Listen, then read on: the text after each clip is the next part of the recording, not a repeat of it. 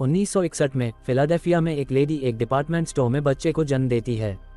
जल्द ही डॉक्टर आता है और बच्चे का चेकअप करता है, जो रोना बंद नहीं कर रहा है। उसकी हैरानी की बात यह है कि बच्चे के पैर और हाथ गर्भ में ही टूट चुके हैं। कई सालों बाद डेविड न्यूयॉर्क में नौकरी के इंटरव्यू के बाद ट्रेन से फिलाडेल्फिया वापस जा रहा है।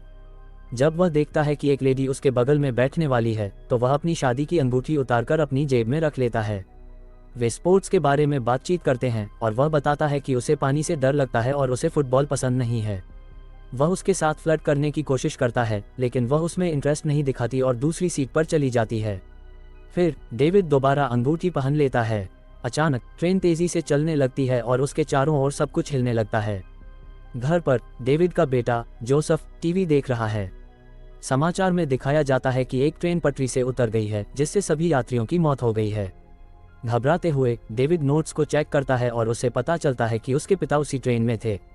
कुछ ही देर बाद अस्पताल में डेविड उठता है और देखता है कि उसके पास ही एक आदमी की सर्जरी हो रही है, इससे पहले कि डॉक्टर आकर उसे उसकी बीमारी या कोई चल रही दवा के बारे में पूछे। डेविड बताता है कि उसे कभी कोई एलर्जी या सीरियस हेल्थ प्रॉब्लम नहीं है, और वो ये जानकर हैरान है कि वो एक्सीडेंट में अकेला जिंदा बचने वाला आदमी है। वास्तव में डॉक्टर डेविड की चोटों और दर्द की कमी से हैरान है, क्योंकि उसे एक खरोंच तक नहीं आई। जब डेविड कमरे से बाहर निकलता है तो वह देखता है कि उसका परिवार उसका इंतजार कर रहा है। जोसेफ अपने माता पिता डेविड और ऑड्रे का हाथ पकड़वाने की कोशिश करता है, लेकिन वे तुरंत छोड़ देते हैं। बाद में घर पर डेविड ऑड्रे को बताता है कि उसे नहीं लगता कि उसे नौकरी मिलेगी, लेकिन वह जल्द ही घर छोड़ देगा। ये पता चलता है कि दोनों पति पत्नी अलग हो रहे हैं और अलग अलग कमरों में सोते हैं। अगले दिन डेविड ट्रेन दुर्घटना में मारे गए 177 लोगों की मेमोरियल मीटिंग में जाता है। इसके बाद डेविड अपनी कार में लौटता है और एक लिफाफा उसे मिलता है। जब वह उसे खोलता है तो उसमें कोई नाम नहीं होता, बस एक नोट होता है जो पूछता है कि वह अपनी लाइफ में कितने दिन बीमार रहा है। इसके बाद डेविड अपने काम पर जाता है, जो एक फुटबॉल टीम के लिए सिक्योरिटी का काम है। उस नोट के बारे में सोचते हुए वह सेक्रेटरी से ये देखने के लिए कहता है कि उसने अभी तक कितनी सीक लीव ली हैं। फिर वह टीम को ट्रेनिंग करते हुए देखता है, उसकी आंखों में पुरानी यादें उभरती हैं। दिन के आखिर में उसके बॉस ने उसे बताया कि उसने इस नौकरी में पिछले 5 सालों में एक भी सीक लीव नहीं ली है, इसलिए उसकी सैलरी आसानी से बढ़ जाया करती थी। उस रात डेविड ऑड्रे से पूछता है कि क्या उसने उसे कभी बीमार देखा है, क्योंकि उसे याद नहीं कि वो आखिरी बार बीमार कब हुआ था। ऑड्रे सोचती है और बताती है कि उसे एक भी ऐसा दिन याद नहीं है जब उसने डेविड को बीमार देखा हो। फ्लैशबैक के जरिए हम 1974 में पहुंचते हैं। पहले वाला बच्चा अब जवान हो गया है। ये पता चलता है कि उसे ऑस्टियोजेनेसिस है, जिसका मतलब है कि उसकी हड्डियां बहुत नाजुक हैं और अक्सर टूट जाती हैं। वह लड़का बाहर जाने और चोट लगने से डरता है, जिसकी वजह से दूसरे बच्चे उसे मिस्टर ग्लास कहकर बुलाते हैं। उसके घर के अंदर रहने के डर को दूर करने के लिए उसकी माँ उसे बताती है कि उसने उसके लिए बाहर एक गिफ्ट छोड़ा है। लड़का हिम्मत करके गिफ्ट लेने जाता है, जो एक कॉमिक बुक होती है। उसकी माँ समझाती है कि उसे हर दिन घर से बाहर जाने के लिए एक नई कॉमिक मिलेगी। प्रेजेंट में वो लड़का जवान हो चुका है। उसका नाम एलिजा है और उसके पास कॉमिक बुक आर्ट से डेडिकेटेड एक आर्ट गैलरी है। वह कॉमिक्स को आर्ट के रूप में बहुत संभाल के रखता है और एक कस्टमर को एक पेंटिंग बेचने से मना कर देता है, क्योंकि उसे पता चलता है कि वो उसे अपने 4 साल के बच्चे को देना चाहता है। शाम को डेविड और जोसेफ एलिजा से मिलने आते हैं ताकि वे कार्ड के बारे में पूछ सकें। एलिजा बताता है कि वह डेविड के हेल्थ में इंटरेस्ट रखता है और यह सुनकर खुश है कि वह कभी बीमार नहीं हुआ। हालांकि डेविड बताता है कि उसे कॉलेज में एक चोट लगी थी। एक कार एक्सीडेंट में उसकी टांग में चोट आई और उसे फुटबॉल छोड़ना पड़ा। फिर एलिजा बताता है कि उसने अपना पूरा जीवन कॉमिक्स के बारे में पढ़ा है और सोचता है कि सुपर हीरोज एंशिएंट हिस्ट्री पर बेस्ड होते हैं। अपनी हेल्थ की सिचुएशन के कारण उसने हमेशा सोचा कि क्या वहाँ कोई ऐसा है जो उसका पूरी तरह से उल्टा हो, कोई अनब्रेकेबल आदमी। जब उसने सुना कि डेविड ट्रेन एक्सीडेंट का अकेला जिंदा आदमी है, तो उसे लगा कि वह वही हो सकता है। जोसेफ अपने पिता के सुपरहीरो होने की बात सुनकर एक्साइटेड है, लेकिन डेविड सोचता है कि यह कुछ अजीब बकवास है और वो अपने बेटे को वहां से लेके चला जाता है। उस रात डेविड न्यूज़पेपर में एक्सीडेंट के बारे में पढ़ता है, जो उसे अपनी अलमारी को चेक करने के लिए मजबूर करता है। वहां उसके पास एक बंदूक छिपी हुई है और एक फोल्डर है जिसमें उसकी लाइफ से रिलेटेड न्यूज़पेपर कटिंग्स हैं। पहली कटिंग उसके फुटबॉल करियर की शुरुआत का है और आखिरी उसके कार एक्सीडेंट का। कार असलियत में बुरी तरह डैमेज थी और उसका जिंदा रहना एक चमत्कार है। उसी समय ऑड्रे वहां आती है, जो पूछती है कि क्या उसकी लाइफ में और कोई आ गई है। जब डेविड उसके जवाब में उसे मना करता है, तो ऑड्रे उसे बताती है कि ट्रेन दुर्घटना से वह हिल गई है और वह अपने रिलेशन पर फिर से काम करना चाहती है, क्योंकि उसका जिंदा रहना दूसरा मौका मिलने का इशारा है। अगले दिन एलिजा डेविड से मिलने उसके काम पर जाता है और कहता है कि यह कोई कोइंसिडेंस नहीं है कि उसने सिक्योरिटी का काम चुना, क्योंकि उसका नेचर उसे लोगों की रक्षा करने के लिए मोटिवेट करता है। फुटबॉल मैच देखने आए लोगों की लाइन के पास चलते हुए डेविड एक आदमी को नोटिस करता है और अपने को वकर को सबकी तलाशी लेने के लिए बोलता है। वो एलिजा को बताता है कि उसे उस आदमी पर शक है कि उसके पास कुछ इलीगल वेपन है और वो अपना नंबर आने से पहले ही निकल जाएगा। जैसा उसने सोचा था, वह आदमी जल्द ही चला जाता है। एलिजा जानना चाहता है कि डेविड को कैसे पता चला कि वह आदमी हथियार लिए था, तो डेविड बताता है कि उसे उसके दिमाग में एक पिक्चर जैसी मिली थी जिससे उसे ये सब पता चला। वास्तव में उसे नेचुरली रूप से सेंस हो जाता है कि कब कोई कुछ गलत कर रहा है। एलिजा इसे उसकी सुपर पावर कहता है, लेकिन डेविड को ये बातचीत पसंद नहीं आती और वह उसे जाने के लिए कहता है। जाने से पहले एलिजा पूछता है कि क्या कार एक्सीडेंट में कोई और भी था, और डेविड बताता है कि ऑड्रे भी वहाँ थी। इसके बाद एलिजा अपनी कार में जाता है और देखता है कि जिस पे हथियार होने का शक था वो आदमी पास से गुजर रहा है। वह उसका पीछा करना शुरू कर देता है और उससे रुकने को कहता है, लेकिन वह आदमी उसे अनसुना कर देता है।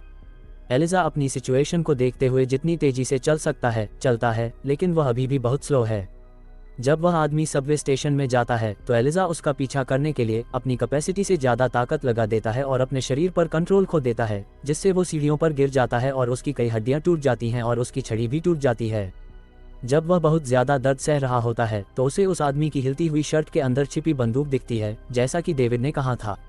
मैच के बाद डेविड घर जाता है और देखता है कि जोसेफ फुटबॉल खेल रहा है। वह उसे इसके लिए डांटता है, उसे याद दिलाता है कि ऑड्रे को ये स्पोर्ट्स पसंद नहीं है क्योंकि इस गेम में बहुत सी चोटें लगती है। फिर डेविड एक छोटा एक्सपेरिमेंट करने का फैसला करता है और वजन उठाना शुरू करता है। पहले ये सिर्फ 250 पाउंड होता है जो उसने अब तक उठाया है। जोसेफ हर बार और ज़्यादा वजन बढ़ाता है जब तक कि वे अपने पास मौजूद हर वेट का इस्तेमाल नहीं कर लेते, ये देखने के लिए कि वो और कितना वेट उठा सकता है। वे कुछ पेंट के कैन भी रोड के साथ जोड़ता है और डेविड 350 पाउंड आराम से उठा लेता है। अस्पताल में एलिजा को बताया जाता है कि उसकी कई हड्डियां टूट चुकी हैं, लेकिन सबसे सीरियस बात है कि उसमें उसके पैर की 14 हड्डियां हैं, जिससे जल्दी रिकवर होने के लिए उसे फिजिकल थेरेपी की ज़रूरत होगी। बाद में वह फिजियोथेरेपी के लिए ऑड्रे से मिलता है और अनजान बनते हुए पूछता है कि उसकी शादी कैसी चल रही है। उसे डेविड के कार एक्सीडेंट की घटना में दिलचस्पी होती है, जिससे उसे फुटबॉल छोड़ने पर मजबूर होना पड़ा और वो दोनों साथ आए। ज़्यादा सवाल पूछते हुए एलिजा अनजाने में डेविड का नाम ले लेता है और ऑड्रे को शक हो जाता है। एक मैच के दौरान डेविड भीड़ के बीच खड़ा होने का फैसला करता है और जैसे ही कोई उससे टकराता है उसे कुछ विजन आते हैं। शुरुआत में वह बस एक बच्चे की चीखने की आवाज़ें सुनता है, लेकिन फिर वह एक आदमी को अजीब तरीके से कचरे से कुछ उठाते हुए देखता है। शक होने पर डेविड उस आदमी को लाइन से बाहर निकालकर उसकी तलाशी लेता है, लेकिन उसकी जेब में कुछ नहीं मिलता। डेविड सोचता है कि उसे यह बताकर धोखा दिया गया कि उसके पास कोई शक्ति है। उसी पल डेविड को स्कूल बुलाया जाता है क्योंकि जोसेफ को चोट लग जाती है। टीचर बताती हैं कि जोसेफ का झगड़ा हो गया था और पूछती हैं कि क्या डेविड को याद है कि वह भी यहाँ पढ़ता था। वह उस समय की कहानी बताती हैं जब डेविड छूटा था तो वो पूल में गिर गया था और 5 मिनट तक नीचे पड़ा रहा। जब उसे बाहर निकाला गया तो वह मरा हुआ पाया गया था, लेकिन फिर पैरामेडिक्स ने उसे जिंदा किया। आखिर में उसके कारण पूल के आसपास के नियम बदल दिए गए और बच्चे इस कहानी को बताते हैं और उसे हीरो मानते हैं। ये सुनकर डेविड और भी ज्यादा यकीन करने लगता है कि वह कोई सुपर हीरो नहीं है। स्कूल से निकलने के बाद जोसेफ बताता है कि उसने लड़ाई इसलिए की क्योंकि वो एक लड़की को बचा रहा था जिसे उसके काले होने के कारण बुली किया जा रहा था। साथ ही वह कहता है कि वह अपने पिता की तरह हीरो बनना चाहता है। डेविड उसे यह समझाने की कोशिश करता है कि वह एक नॉर्मल इंसान है, लेकिन जोसेफ उसकी बात नहीं मानता। शाम को ऑड्रे डेविड को बताती है कि एलिजा ने उसे सब कुछ बताया। इससे पहले कि वे इस पर बात कर सकें, उन्हें पता चलता है कि जोसेफ ने डेविड की बंदूक उठा ली है और उसे उस पर तान दिया है, ये साबित करने के लिए कि उसे चोट नहीं लग सकती। बच्चा कुछ सेकंड के लिए झिझकता है और डेविड उसे इसे नीचे रखने के लिए मना लेता है। अगले दिन डेविड एलिजा से मिलने जाता है, जो तुरंत कंफर्म करता है कि स्टेडियम में मौजूद आदमी के पास बंदूक थी। एलिजा को यह भी लगता है कि कार एक्सीडेंट के दौरान डेविड को चोट नहीं लगी थी, उसने फुटबॉल छोड़ने का बहाना बनाया ताकि ऑड्रे उससे डेट करे। डेविड नहीं चाहता कि एलिजा उसे या उसके परिवार को परेशान करे और उसे बताता है कि जब वह छोटा था, लगभग डूबने के कारण उसे न्यूमोनिया हो गया था, जो एलिजा के सुपरहीरो वाली बकवास से बचने के लिए काफ़ी है। अगले सीन में एलिजा एक कॉमिक बुक स्टोर में होता है। क्लर्क को दुकान बंद करनी होती है, इसलिए वह व्हीलचेयर में एलिजा को बाहर खींचने लगता है, लेकिन एलिजा पहिए को घुमाते हुए उसे परेशान करता रहता है। कुछ समय के बाद एलिजा आखिरकार तब बात करता है जब उसे अपनी पसंद की कॉमिक मिल जाती है। इस बीच डेविड और ऑड्री जोसेफ को एक बेबी सिटर के साथ छोड़ देते हैं ताकि वे डेट पर जा सकें। वे एक साथ ड्रिंक करते हैं और दोबारा पास आने की कोशिश करते हैं, जिससे डेविड को ये स्वीकार करना पड़ता है कि उसने अपने परिवार से दूरी बना के रखी, क्योंकि उसे कुछ सही नहीं लग रहा है। जब वे वापस आते हैं तो बेबीसिटर उन्हें बताती है कि न्यूयॉर्क से एक फ़ोन कॉल आई थी, जिसमें बताया गया कि डेविड को नौकरी मिल गई है। हालांकि परिवार उसे बोलता है कि वे कहीं नहीं जा रहा हैं। आंसरिंग मशीन पर भी एलिजा का एक मैसेज है, जिसमें समझाया गया है कि हर हीरो की एक कमजोरी होती है और डेविड का क्रिप्टोनाइट पानी है। जवाब की तलाश में डेविड रात के बीच में चुपके से एक्सीडेंट वाली ट्रेन को देखने के लिए निकलता है। वह बर्बाद हुई कार को देखता है और जानता है कि कोई नॉर्मल आदमी इसमें बच नहीं सकता था। इससे उसकी कार एक्सीडेंट की यादें ताज़ा हो जाती हैं और यह पता चलता है कि वह ठीक ठाक बाहर आ गया था, लेकिन ऑड्री जलती हुई गाड़ी के अंदर फंसी हुई थी।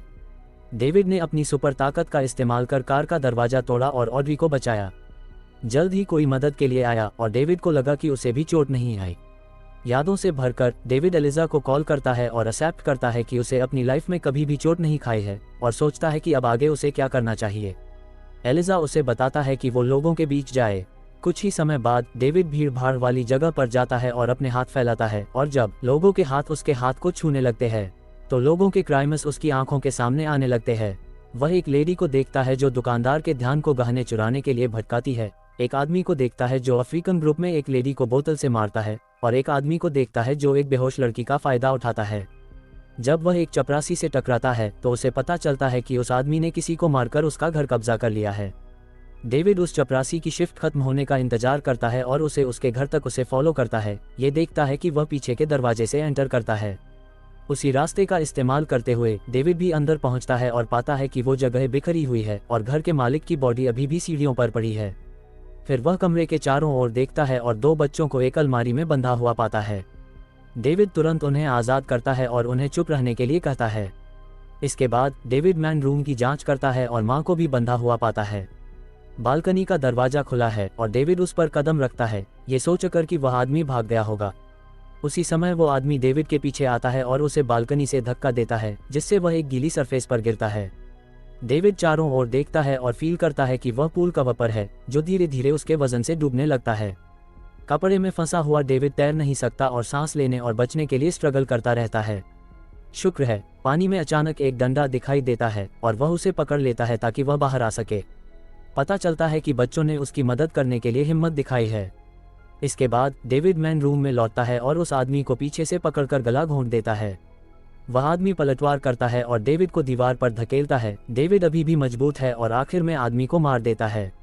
फिर वह उन बच्चों की मां को आज़ाद करता है, लेकिन बदकिस्मती से वह पहले से ही मर चुकी है।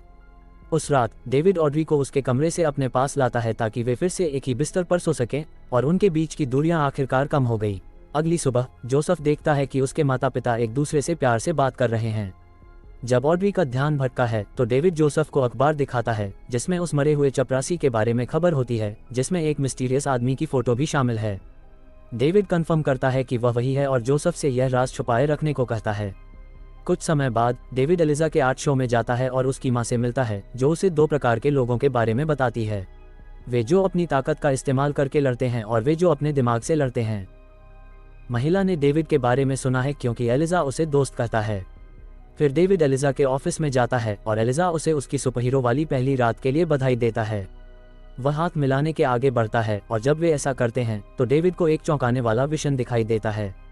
सालों से एलिजा एक सुपरहीरो को ढूंढने के लिए जानबूझकर एक्सीडेंट कर रहा था, जिसमें वह ट्रेन भी शामिल थी जिसमें डेविड था।